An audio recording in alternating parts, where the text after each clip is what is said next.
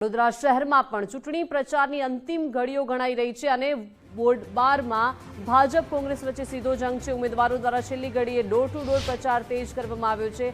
ઉમેદવારો દ્વારા મતદારોને રીઝવવાના હવે છેલ્લી ઘડીના આ પ્રયાસો જે છે તે પૂરજોશમાં થઈ રહ્યા છે।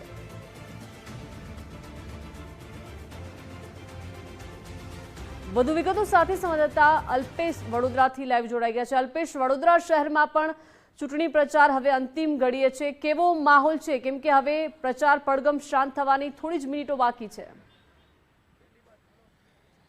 હા, બિલકુલથી થોડી મિનિટોની જ હવે રાહ જોવાઈ રહી છે ને ત્યાર પછી જે ઉમેદવારો છે તે પોતાનો પ્રચાર પ્રસાર જાહેરમાં નહીં કરી શકે। હજુ પણ જે ઉમેદવારો છે તે ક્યાંક ને ક્યાંક લોકો સુધી પહોંચવાનો પ્રયાસ કરી રહ્યા છે, કારણ કે સૌથી વધુ લોકો સુધી પહોંચે તો તેમને જે પોતાના મત છે તે મેળવી શકે ને તે પ્રયાસો હજુ પણ ચાલુ છે। આપણી સાથે કોંગ્રેસના ઉમેદવારો છે કે તેઓ હજુ પણ પોતાના વિસ્તારમાં ફરી અને પ્રચાર કરી રહ્યા છે, તેમની સાથે સીધી વાત કરીશું, કારણ કે છેલ્લા કેટલાય દિવસથી પ્રચાર પ્રસાર કરી રહ્યા છે, કયા પ્રકારનો તેમનો અનુભવ રહ્યો અને હવે આગામી કેવી તૈયારી છે। શું કહેશો રાકેશભાઈ? જે રીતે વાત કરીએ તો વોર્ડ નંબર 12 છેલ્લા કેટલાય દિવસથી આપણે જોઈએ છીએ ઉમેદવારો પોતાનો પ્રચાર પ્રસાર કરી રહ્યા છે, કેવો રહ્યો અનુભવ ને શું લાગી રહ્યું છે હવે આગામી દિવસોમાં? અમે અમારા વોર્ડની અંદર ફરી રહ્યા છે। વોર્ડની અંદર અમને જે બહેનો, વડીલો અને ભાઈઓ જે અમને આવકાર આપી રહ્યા છે ખૂબ સરસ આવે, પણ સાથે સાથે અમને એક વસ્તુ બી જાણવા મળી કે ભાજપે કરેલા ભ્રષ્ટાચાર એના તાના અમારે બી સાંભળવા પડે છે, એમ કે એમના ભ્રષ્ટાચારની વોર્ડ 12માં કોઈ સીમા બાકી રાખી નથી। એટલા રોડ રસ્તા ખોદી કાઢ્યા છે। એક રોડ છેલ્લા 27 મહિનાથી બંધ છે। અમારું કલાલી વિસ્તારમાં અમે ગયા તો TP 51 મંજૂર થઈને પડી ગયેલી છે તો બી એમનાથી ખુલતી નથી। સ્થાનિક સોસાયટીના લોકો, કલાલી ગામના લોકોને 1 કિલોમીટરનો રન છે એની જગ્યાએ 6 કિલોમીટર ફરવું પડે છે। શું લાગે છે 12માં વોર્ડ નંબર 12ની અંદર 4 ભાજપ નથી, આ વખતે કોંગ્રેસ ગાબડું પાડશે આ વોર્ડમાં? આ વખતે કોંગ્રેસની પૂરી પેનલ આવી રહી છે વોર્ડ 12ની અંદર, એટલો મને આત્મવિશ્વાસ છે અને લોકોનો જે મને આવકાર મળ્યો છે ને ત્યાંથી જ મને ખબર પડે છે વોર્ડ 12માં પરિવર્તન થવાનું છે।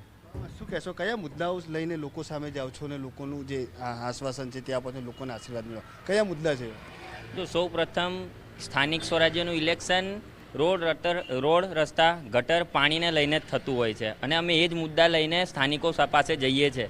સ્થાનિકોના ત્યાં પૂર આવ્યા હતા ગત વર્ષોમાં 2 વર્ષ પહેલાં, ત્યારે સ્થાનિકોને ઘણી બધી મુશ્કેલીઓ પડી હતી। લોકોએ ઘરના સામાનો ખોયા છે, આર્થિક રીતે, શારીરિક રીતે, માનસિક રીતે ઘણી બધી તકલીફો એમને પડી હતી અને એ જ મુદ્દાઓને લઈને અમે આ વખતે સ્થાનિક સ્વરાજ્યની ચૂંટણીમાં ગયા છે અને સ્થાનિકોને મળ્યા છે અને ખૂબ સારો પ્રતિસાદ મળ્યો છે। સ્થાનિકો પણ કંટાળી ગયા છે પાછલા 30 વર્ષોના શાસનથી, કેમ કે એક રોડ સારો નથી મળ્યો। ઘરે ઘરે આજે પણ પીવાના પાણી માટે બૂમો પડી રહી છે, સાથે સાથે રોડ સારા નથી, પાણી માટે તો બૂમો પડી રહી છે અને 2 વર્ષે પૂર આવી જાય છે ત્યારે લોકોને આર્થિક રીતે અને માનસિક શારીરિક રીતે નુકસાન થતા હોય છે। તો અમે એ જ મુદ્દાઓને લઈને જઈએ છીએ અને સ્થાનિકોને એક આપીએ છીએ એક વસ્તુ કે અમે આવનારા સમયમાં જો ચૂંટીને આવીશું ને તો અમે સૌ પ્રથમ આ જ મુદ્દાઓ પર કામ કરીશું અને સ્થાનિકોને સારી સુવિધાઓ પૂરી પાડીશું। સ્થાનિકોના પાયાની મુદ્દા પર વાત કરશે, શું કહેશો? તમે તો એક કાર્યકર છો, કઈ રીતે પ્રચાર પ્રસારને જુઓ છો? કારણ કે હવે પ્રચાર પ્રસાર છે બંધ થઈ જશે, કઈ રીતે પોતાના ઉમેદવાર છે એમને આગળ જીતાડવાની કોશિશ કરજો? પ્રચાર સારો રહ્યો છે, પરિવર્તન વોર્ડ નંબર 12માં કોંગ્રેસ આ વખતે આવે છે, બરાબર છે। રાકેશભાઈ, છેલ્લો સવાલ મારો, આજે પણ જે રીતે જોયા દ્રશ્યો વોર્ડ નંબર 12ના, ક્યાંક ને ક્યાંક ભાજપના જે કાર્યકર્તાઓ ગયા હતા અને લોકો સાથે ઘર્ષણ થયું હતું, શું કોંગ્રેસ સાથે આવું કોઈ વખત થયું છે કોઈ વિસ્તારની અંદર? ના, અમને આ વખતે કોઈ ઘર્ષણનો અમને સામનો થયો, ઉપરથી અમને આવકાર મળ્યો છે, મહેમાન જેવો આવકાર મળી રહ્યો છે।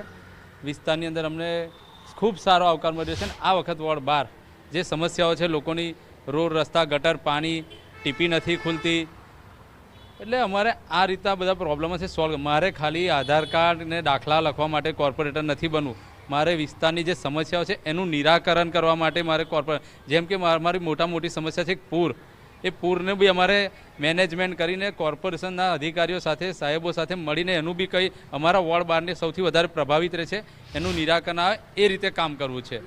માત્ર આધાર કાર્ડ ને ચૂંટણી કાર્ડ નહીં પરંતુ લોકોની સમસ્યાનું નિરાકરણ લાવવું છે। શું કહેશો તમે ઉમેદવારો સાથે ફરી રહ્યા છો, કેવું રિસ્પોન્સ મળી રહ્યો છે લોકોને, શું લાગી રહ્યું છે આગામી દિવસ? રિસ્પોન્સ તો બહુ સારો મળી રહ્યો છે અને આ વખતે રાકેશભાઈને અમારે ભારે લીડથી જીતાડવાના છે અને વિસ્તારમાં વર્ષોથી અમારી સાથે રાકેશભાઈ સક્રિય છે એટલે અમને રાકેશભાઈ પર પૂરો ભરોસો છે। બિલકુલ આ જે તે વાત કરીએ તો છેલ્લા કેટલાય વર્ષોથી જે ઉમેદવાર છે તે આ વિસ્તારમાં ફરીને સામાજિક કાર્યો કરી રહ્યા છે અને તેને જ લઈને લોકોમાં પણ ક્યાંક ને ક્યાંક નામના મેળવ્યું છે. એ જ કાર્યોને લઈને હવે લોકો વચ્ચે તે જઈ રહ્યા છે અને લોકો પાસે મત માંગી રહ્યા છે. થોડીક ક્ષણોમાં હવે આ પ્રચાર પ્રસારની ઘડીઓ છે તે પણ શાંત થશે અને ત્યારબાદ જે ખાટલા બેઠક છે તેની શરૂઆત થશે અને નવા અંદાજથી જે મત માગવાની સ્ટાઇલ છે અથવા તો જે મત તોડવાની સ્ટાઇલની જે રણનીતિ છે તેની શરૂઆત થશે. જી અલ્પેશ, આભાર વિગત સાથે જોડાયા તે માટે.